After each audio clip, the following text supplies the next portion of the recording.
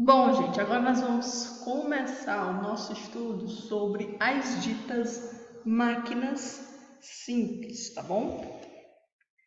Então, em nosso dia a dia, nós vivemos cercados por máquinas, né? De todos os tipos, desde as mais simples até as mais complexas, como, por exemplo, as que utilizam dispositivos eletrônicos, como os computadores ou os celulares, certo? Mas também nós utilizamos máquinas mais simples, como, por exemplo, um abridor de latas, uma tesoura ou um martelo. Então vejam como realmente as máquinas, desde as mais simples até as mais complexas, já fazem parte do nosso dia a dia, né, nas nossas atividades. Então, toda máquina ela tem uma ou várias funções. Nós vamos começar o estudo de algumas máquinas, as chamadas máquinas simples, que de alguma forma elas vão facilitar as nossas atividades por nos permitir realizar uma determinada tarefa com menos esforço físico. É justamente este o objetivo de uma máquina, né? Diminuir o esforço que nós fazemos para realizar uma determinada tarefa. Né? Então imagina a seguinte situação: você tem que pregar um prego na parede. Imagina. O que é mais fácil? Você utilizar um martelo para fazer isso ou fazer isso com a mão, só com a sua mão? Ah, tia, com a mão é praticamente impossível conseguir pregar um prego, justamente. Por isso é que o homem criou um dispositivo, uma máquina, para facilitar esse trabalho, que é o martelo. Então percebam como as máquinas simples, elas são capazes de diminuir o nosso esforço físico para realizar uma tarefa simples, como por exemplo pregar um prego, tá bom? Nós vamos chamar, portanto, de máquinas simples aqueles dispositivos que modificam e transmitem a ação de uma força para realizar algum movimento. Então, nós temos aí vários exemplos de máquinas simples, como o martelo, a tesoura, a chave de fenda, o abridor de lata, o carrinho de mão, o cortador de unha, enfim, são vários os exemplos de máquinas simples que nós utilizamos no nosso dia a dia. Até mesmo uma pá pode ser considerada uma máquina simples, tá? Mas então, tia, qual é a definição assim mais científica do que é uma máquina? Então, nós definimos como máquinas aqueles dispositivos mecânicos que são formados por várias partes e que têm por objetivo modificar ou transmitir uma força, certo? São criados, como eu já disse para vocês, com o objetivo de facilitar a nossa vida, né? Facilitar a realização de determinadas tarefas com menor esforço físico, essa definição de máquinas. Nós vamos começar o nosso estudo sobre as máquinas, seguindo aí a lógica do livro de vocês, que é o plano inclinado, né? A rampa, né? A gente chama de rampa. Então tem aí, ó, imagine que você está carregando um monte de livros e tem de levá-los para uma sala localizada em um andar acima do andar que você está. Então imagine que você está lá embaixo e tem que carregar uma pilha enorme de livros, tá? Para isso você pode optar por utilizar uma de duas rampas. A primeira é bem inclinada e a outra com a inclinação mais suave. Qual rampa você escolheria? Aí detalhe, né, gente? As rampas, elas podem ser mais inclinadas ou ter uma inclinação mais suave. Contudo, a que tem uma inclinação mais suave, ela vai ser mais longa, tá bom? Vai ser mais longa. Então, embora ela seja menos inclinada, certo? Mais suave, vai demandar menor esforço por ser menos inclinada, mas você vai ter que caminhar mais, porque ela vai ser mais longa, tá bom? Aí tem aqui, ó. Bem, se você quisesse fazer menos esforço, provavelmente você não teria dúvidas em escolher a rampa mais suave. Planos inclinados, eles facilitam o levantamento de pesos, certo? Porque diminuem a força necessária para elevar um corpo com o aumento da distância percorrida. Então, eu vou diminuir a força aumentando o deslocamento, certo? Quanto menor for a inclinação da rampa, maior vai ser a distância dela, mais longa ela vai ser, mas também menor será a força necessária para você fazer aquele deslocamento, certo? Os planos inclinados, eles foram muito utilizados pelo homem na criação, por exemplo, das chamadas pirâmides, as pirâmides lá do Egito. Então, aquelas pirâmides do Egito para deslocar aqueles blocos de pedra gigantescos que fazem, né, a estrutura das pirâmides, foram utilizados rampas, planos inclinados para diminuir a força necessária para mover aqueles blocos gigantescos de pedras, tá bom? A próxima máquina simples que nós vamos conhecer são as chamadas alavancas. Então, imagine a seguinte situação. Você precisa levantar um saco cheio de mantimentos. Esse saco tem 120 quilos. Você conseguiria levantar sozinho esse saco? Provavelmente não, né? A não ser que você seja o Hulk, certo? Então, para, por exemplo, fazer o levantamento de um peso tão elevado, como é o caso, 120 quilos, o homem ele criou uma máquina simples, um dispositivo, ainda, né, lá na antiguidade, há mais de 22 séculos, que são utilizadas as alavancas, né? Então tem aí, há mais de 22 séculos, um homem chamado Arquimedes encontrou um método extremamente simples para resolver esse problema.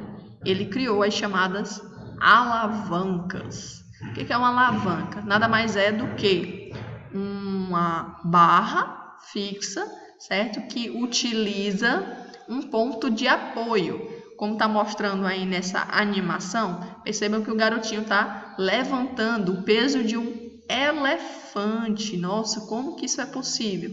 Utilizando esse dispositivo que são as alavancas. Então perceba como é uma barra rígida, ela vai ter um ponto de apoio, que no caso aí é representado por uma pedra, e de um lado vai estar o peso que você deseja levantar, que no caso é o elefante, e do outro vai ter a força que você deverá exercer, certo?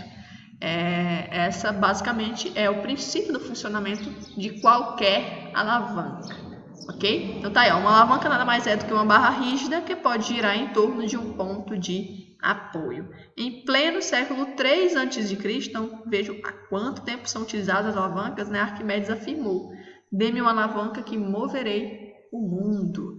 Então vejam como realmente as alavancas facilitam o trabalho, certo? Facilitam as nossas atividades. Tia, eu não sei onde que a gente utiliza uma alavanca. Vou dar logo um exemplo para vocês. Um exemplo de alavanca é a gangorra, certo? Gangorra, ela nada mais é do que uma barra rígida. De um lado você coloca um peso, que é uma pessoa, do outro lado você coloca outro peso, e no meio tem um ponto de apoio. Aquilo ali, portanto, é uma alavanca, só que ali é utilizada para nosso divertimento, não exatamente para realizar uma tarefa, ok? Mas nós utilizamos várias alavancas no nosso dia a dia, como a gente vai ver mais um pouco aqui na frente. Então, para a gente compreender os diferentes tipos de alavancas que nós utilizamos no nosso dia a dia e compreender o seu funcionamento, nós temos que entender quais são as partes de uma alavanca.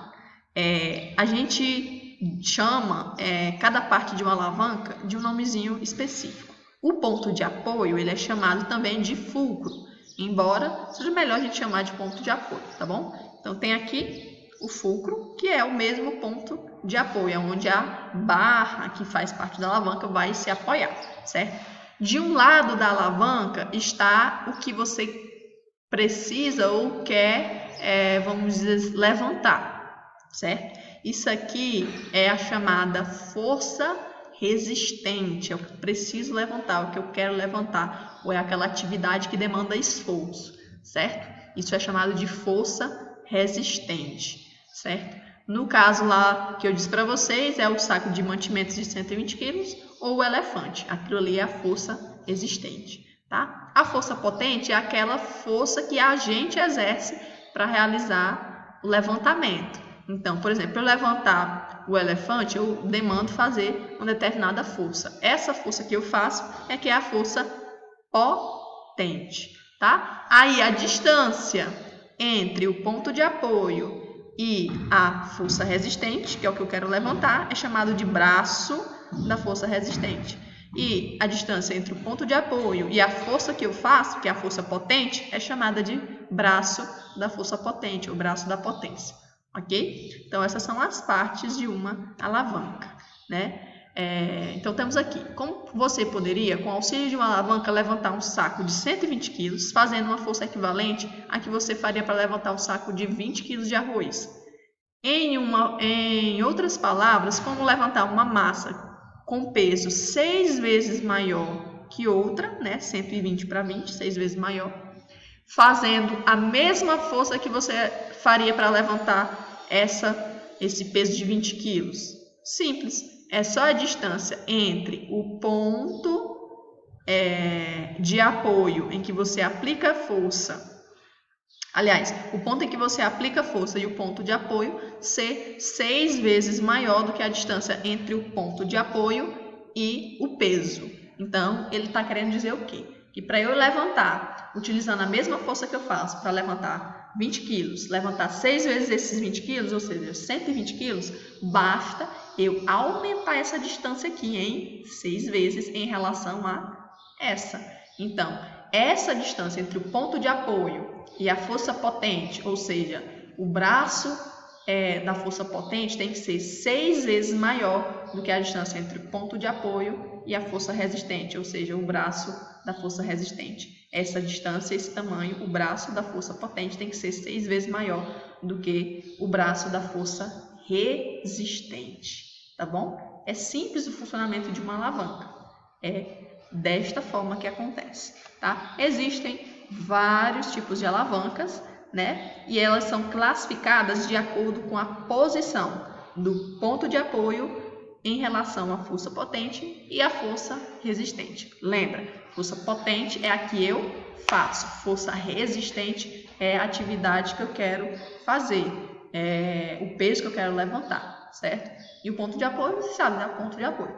Então, tem aqui, ó, as alavancas, portanto, são divididas de acordo com essa localização da força potente, da força resistente e do ponto de apoio em alavancas interfixas, alavancas interpotentes e alavancas interresistentes.